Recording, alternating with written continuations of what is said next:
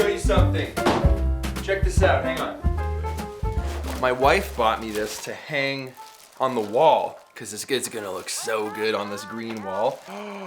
Oh my god, how beautiful is that? That's insane. Anyway, I gotta get that framed, get that on the wall, and it's gonna look, expect updates. Let's get the intro and get into this juicy tutorial. It's succulent, flavorful, I'm all out of...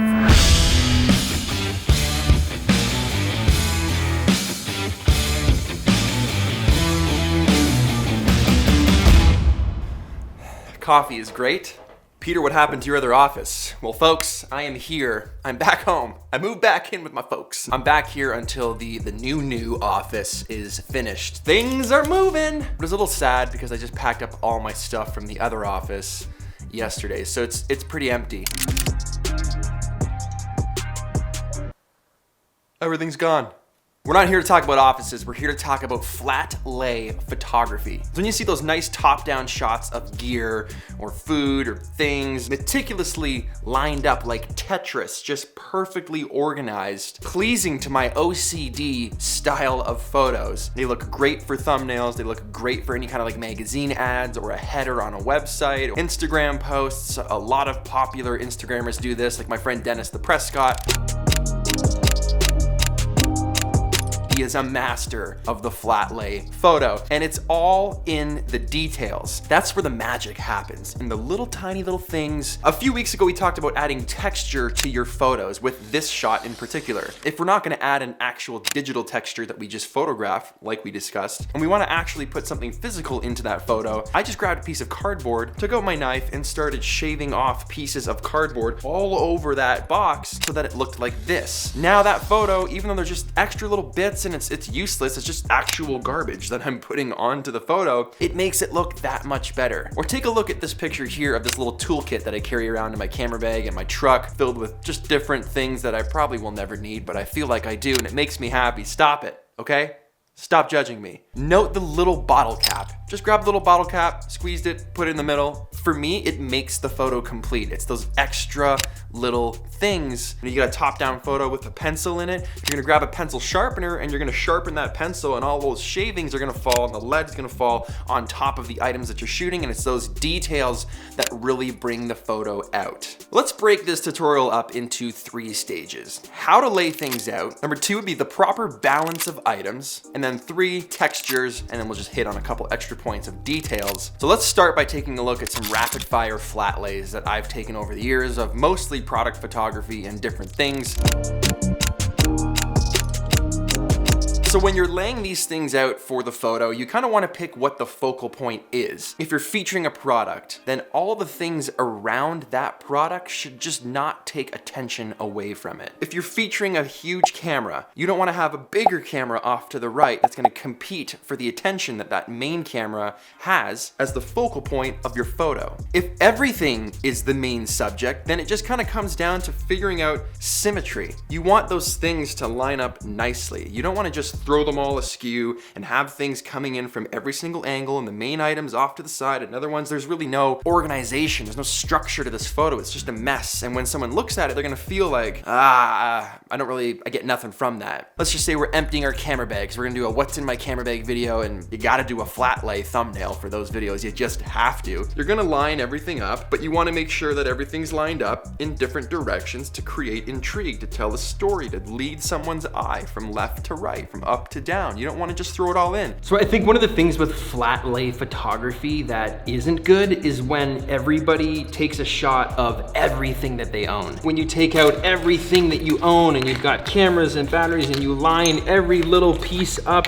it looks cool, but more so than not, it's a little overwhelming. I think that when you have something that looks more like this, it's intentional. It's like those items all complement each other in the scene. But you want to take time in laying these things out. Step back, visualize the frame, use your hands, use whatever you need to kind of just understand how it's looking from a bird's eye view. I like to kind of dress those things up with a few personal items, like a deck of cards down here, for example. But it's not just about putting the cards down, like putting the ace of spades underneath just peeking out makes all the difference. It's such a small little detail, but it's those types of things that make these photos fun to look at. They make them just more exciting. They tell more of a story. They explain more about the person that posted them than the people that don't add the little details. Looking at this shot top down, I figured it needed something a little extra. So my buddy has this camera strap. He just had it kind of rolled up in his bag. So placing it down kind of loose and messy on the ground, but making sure the flow of the strap works. It's all about how it places. I went to school for web design, believe it or not. But one of the things they used to teach you is when you land on a website, you kind of have to direct, like you have to make a pattern to direct the eye of the customer or the person who's getting there. So when they land, what's the first thing they look at?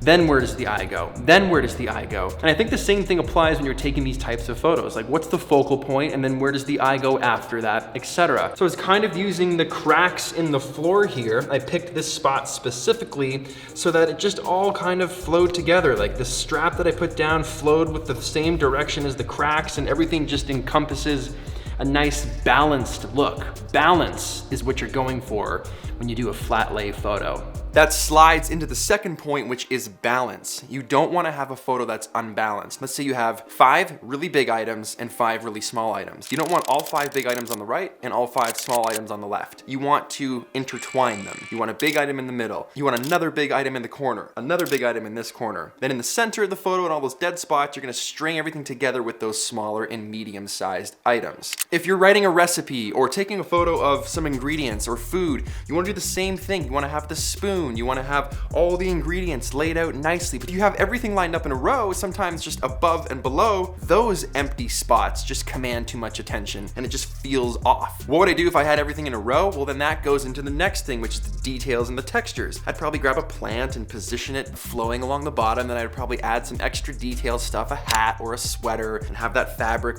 laying over the top to kind of cover the nothing that was up top and the nothing that was on the bottom. Back to writing a recipe, for example, we talked about having a spoon there. So if you want to go a little bit above and beyond, you would put a little bit of whatever baking soda or flour or sugar that you needed on that spoon, and then you'd place the spoon down. But you just knock it a little bit so that sugar was spilled off onto the texture of the background. Those are the details that make these flat lay photos so much better. Is it practical? Would someone actually set something up like that? No, not at all. But we're talking about photography here. We want to fulfill on that visual satisfaction, and you get that when you focus on the details. Here's a picture of a deck of cards, and I looked at it and thought, this theme is a nautical theme. There's a lighthouse, there's water. Instinctively, and I talked about this in my product photography video, I went and picked up props that supported the theme of the main product I was shooting. So I got some fishing line, I got some fishing hooks, things that have to do with water and the theme of the product. I put everything on a big flat board to give me texture. But where that kind of tip comes in with the sugar is I just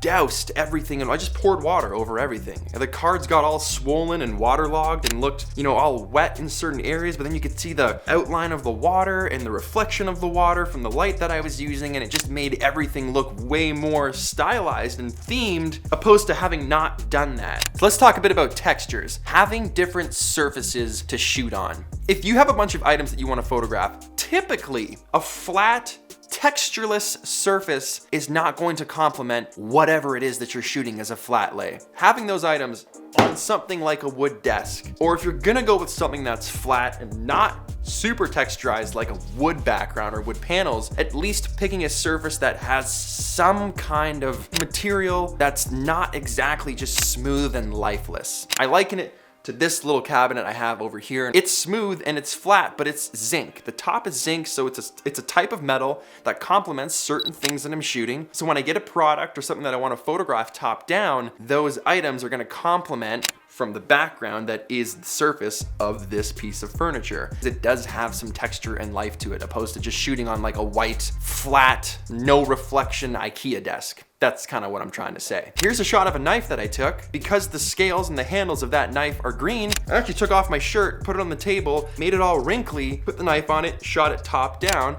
to match the product that I was trying to focus. You've got a mouse pad right here, but look at the texture. There's scratches all over it. That would be a great surface to shoot on. My new office, they just did the concrete floors. I noticed a bunch of cracks in them that we filled, and it just looks super industrial and really rugged and rough. That is a great texture to shoot on. The texture almost becomes an item in and of itself also in the photo. I don't know if you guys can tell how much I love this, but like this is one of my passions in photography. And if you keep all of these things in mind, you can empty your pockets or anything that you have on your person or in your backpack, lay it down, follow these steps, find a nice texture or a nice surface, add those extra details, snap a top-down photo, and you're gonna have a great photograph anywhere. Find a hobby that you're into. Let's say it's coffee or music or drawing. Take the accessories and the things that are incorporated with that hobby, lay them out and give this a shot. That's one way to make this kind of easy. From finding something that you like, breaking down what's involved, and then following the steps of laying things out,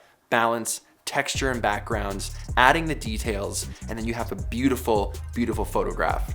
So guys, I hope you enjoyed this video. I hope you got something out of it. I hope you go and find some flat lay photos yourself. Please tag me in them, PM flat lay photo, because I'd love to find some and comment and just interact with what you guys are doing out in the world from watching these videos. Bam! That's it. I love you guys. Hit the like button if you like this video. Subscribe if you aren't already for more tutorials, more cameras and film and cinema and reaction and a good time. Subscribe for a good time. That should be my new thing.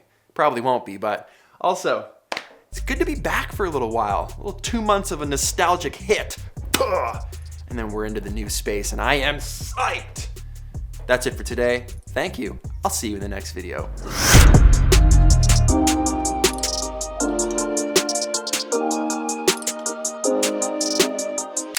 Opposed to the really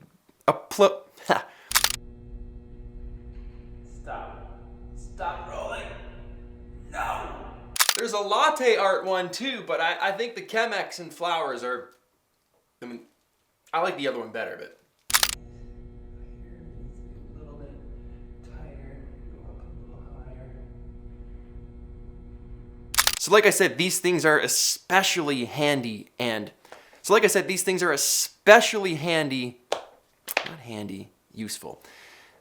things are especially useful when it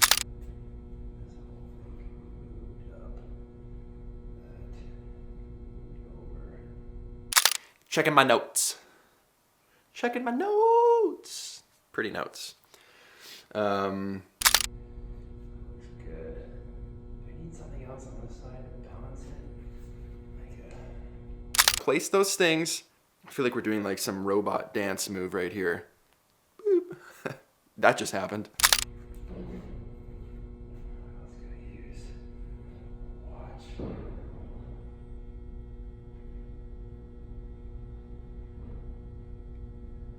Something right there.